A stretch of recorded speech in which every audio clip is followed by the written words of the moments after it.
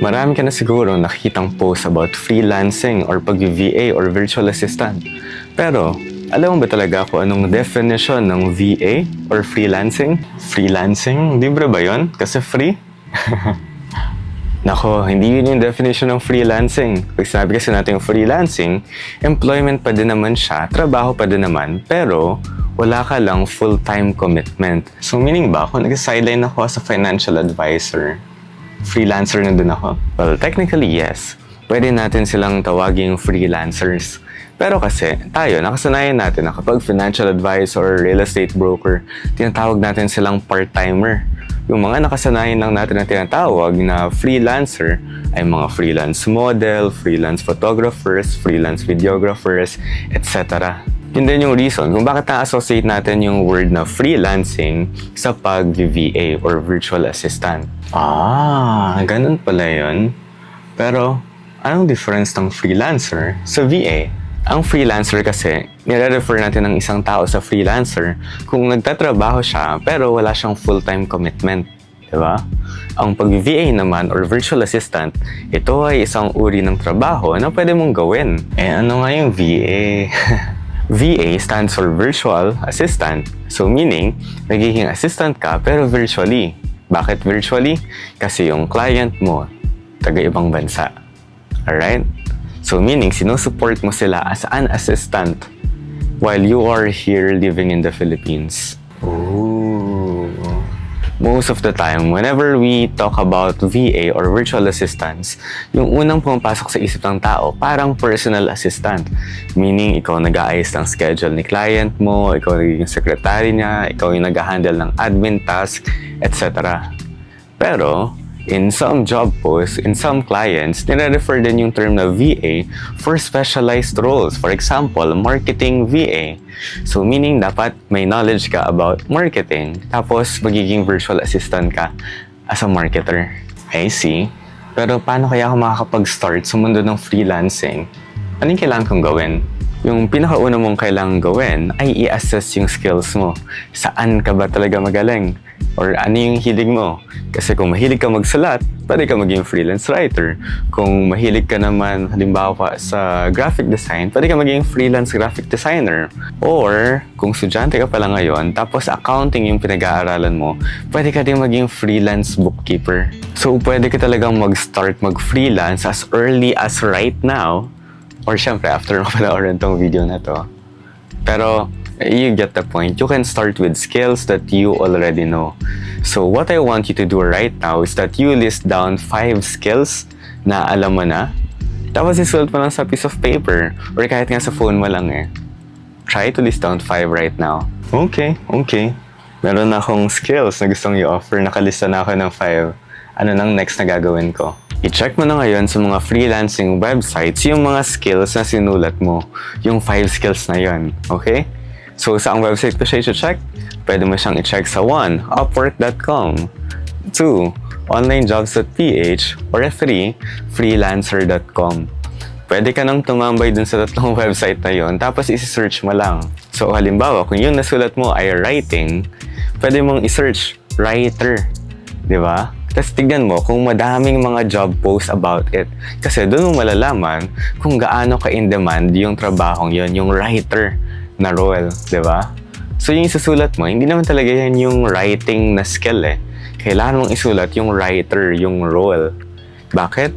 Kasi kapag naghahanap yung mga clients ng isang assistant or isang worker nila, di ba? Isang employee nila, yung ilalagay nila yung role. Kung social media management ang skill na nilista mo, ang lalagay mo ay social media manager. Pero, kung graphic design naman yung nilista mo, ang ilalagay mo ay graphic designer. That's correct. Yes. Pero, paano kaya kung nasubukan ko ng ilista at i-search yung 5 skills na meron ako, pero konti lang yung mga job post? Anong gagawin ko? Paano kung hindi naman pala sila in demand? Diyan na pumapasok ang upskilling. Meaning, kailangan mong matuto ng bagong skills para yun na ngayon yung i-offer mo sa client mo. So meaning ba, kahit anong skill pwede? Not exactly, kasi kailangan mo munang i-check kung meron nga ba talagang demand, pati skill level na required doon sa skill na pag-aaralan mo. So, for example, kung gusto mong pag-aralan ng web development, i-check mo muna yung demand niya. So, punta ka lang sa freelancing site, tapos search mo web developer. Tapos dun mo na ngayon makikita kung for you talaga yung job post na yun or hindi. Why? Kasi dun mo makikita kung gaano kalaki yung demand. Pero, hindi lang yun yung basis. Kailangan mo ding i-check ang skill level. Kasi oo nga, madami nga nag-post na kailangan nila ng web developer. Pero, yung hinahanap naman nila, intermediate to advanced level. So meaning, hindi ka pa rin pasok doon. So kailangan mo din talagang ma-master yung skill na gusto mong aralin. Oo, ganun pala yun. Sige, mukhang kaya ka naman. Yun din pala yung reason kung bakit madami nag-o-offer ng online courses about freelancing. Yes, at yung tinuturo nila ay yung mga in-demand skills. Para hindi mo na kailangang i-check kung in-demand ba talaga to or hindi. Well, actually, ako nga, meron nga din akong online course na tinuturo eh. Mostly ito naman ay sa digital marketing side. So yun, design talaga siya for aspiring Filipino freelancers katulad mo. So doon tinuturo ko yung social media management, Facebook ads, copywriting, graphic design, and also web development using WordPress. At $249 lang, no? For all those 5 courses. So kung interesado ka mag-enroll, just go to kurso.ph/freelancer. Mukhang sulit Pero lahat ba yan kailangan kong aralin? Hindi mo naman talaga kailangang matutunan yung 5 skills na yon. Kasi pwede kang mag-start sa isa. Yung main reason na 5 skills yung ino-offer ko is because hindi ka naman talaga alam kung ano yung magiging hilig mo. Pwedeng kung techie-techie ka, pwede ka dun sa web development. Kung creative ka, pwede ka dun sa graphic design na course. And at the end of the day kasi, ikaw pa rin naman talaga yung magde-decide kung anong type of work ba talaga yung gusto mo. Kasi kung lumilipat ka from a corporate job to freelancing, chances are, meron kang ayaw na process or ayaw na work dun sa corporate. So by being able to try all those 5 courses, maa-assess mo na kaagad sa sarili mo kung ano yung work na gusto mo. Gets ko na ngayon ng freelancing. Sige, magre-resign na ako para maging isang freelancer. Nako, huwag ka magre-resign Kasi kailangan mo munang masubukan kung paano ba talaga mag-freelance at yung work na included para malaman mo kung para sa'yo talaga to.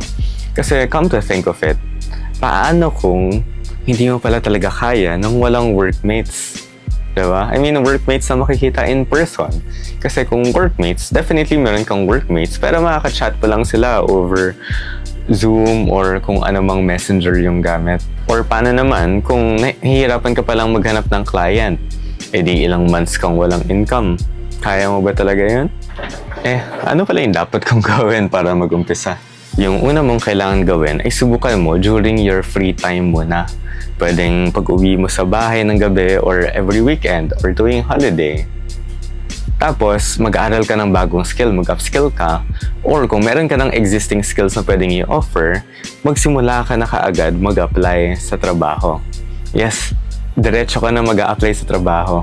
Pero kung gagawin mo siya as a sideline lang, make sure na yung hahanapin mong type ng job post ay yung mga pang part-time or mga project-based. Kasi yung iba dito, meron din namang nag-o-offer ng full-time employment 8 hours a day. Diba? Kaso hindi mo yun mapagkakasya sa oras mo. Especially kung working ka pa. Pero don't worry kasi meron naman talaga mga project-based and mga part-time na work. Ang dali lang pala. Sige, kayang-kaya ko yan. Let me be the first to tell you na hindi yan madali sa umpisa Kasi at the end of the day, work pa din naman talaga siya.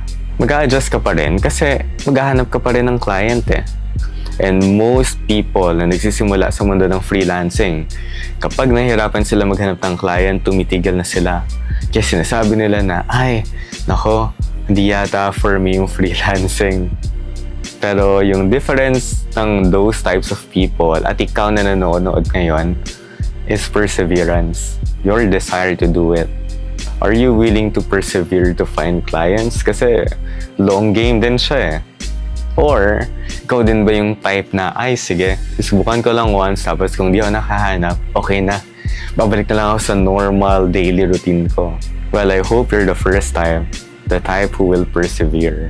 Kasi the people who succeed in freelancing, they're not really the best. They're not also the most talented or gifted. They're just people who persevere. And that is one trait that you should also learn. Try ko nga siya gawin during my free time. Ay, nga pala, kailangan ko nga pala maghanap ng work. Sige, after ng game na to.